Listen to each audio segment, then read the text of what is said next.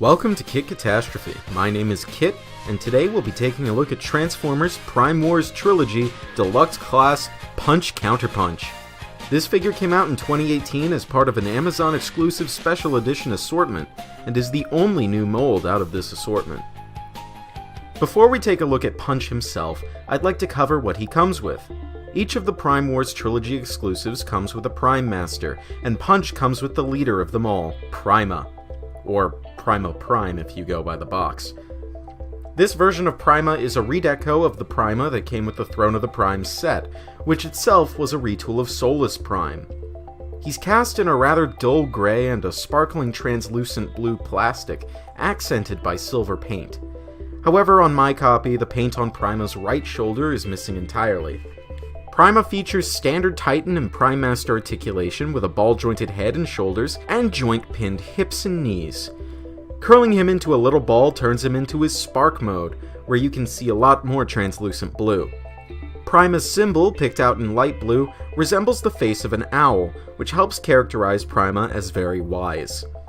In his Spark mode, Prima can act just as any other Prime Master, taking place in Prime armor, replacing enigmas of combination, and becoming the central ember of a matrix. Due to the shared engineering with Titan Masters, Prima can also replace the head of any Titan's Return figure. Getting into the real meat of this set, Punch's alternate mode is a blue supercar which TFWiki describes as similar to an Infiniti G37 with the front end of a Camaro and Volk TE37 wheels. I mean, I don't really see it. Either way, this vehicle mode is bitchin' with its sleek curves and low profile. I definitely wouldn't mind driving it. The rims and taillights are coated in the same shade of red paint, and there's silver detailing everywhere, even picking out the rear window, which I appreciate. As for features in this mode, Punch features two Titan Master foot pegs on the rear for Prima to stand on. Strange choice of location for a car, though. Punch can also store his two accessories in this mode. The Prime armor can peg into the roof, while the orange gun can clip in under the chassis. The Prime armor actually looks good in place up top, where the sculpted knuckle detail resembles rocket thrusters. Transformation is really simple, but good frickin' luck trying to get the roof halves separated from the body of the car, as well as from each other.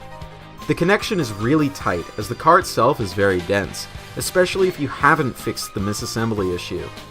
Also, another point of concern is how little clearance there is to move the arms when the front car parts are still in their vehicle mode position. Pegging those car parts into the shoulders are especially difficult.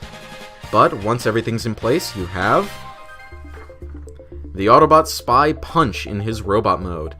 And I'll be honest, I don't really like Punch. His arms look puny, the shoulders jut out the back like Generations Drift but without any of the inspiration, and the legs look like nothing. He has no feet to speak of in this mode. At least the head sculpt is nice. It's my favorite of the two robot heads. Also, I really like the red hands, even if the yellow plastic is visible inside. In fact, the whole orange-yellow chest and shoulders look really good and pop well against the blue plastic. But I really can't forgive those shoulders. The use of the kibble is atrocious and really inhibit posing options. Let's fix that. Conversion into Punch's alias is even more simple than turning into vehicle mode. Simply turn him 180 degrees and fiddle with some of the details.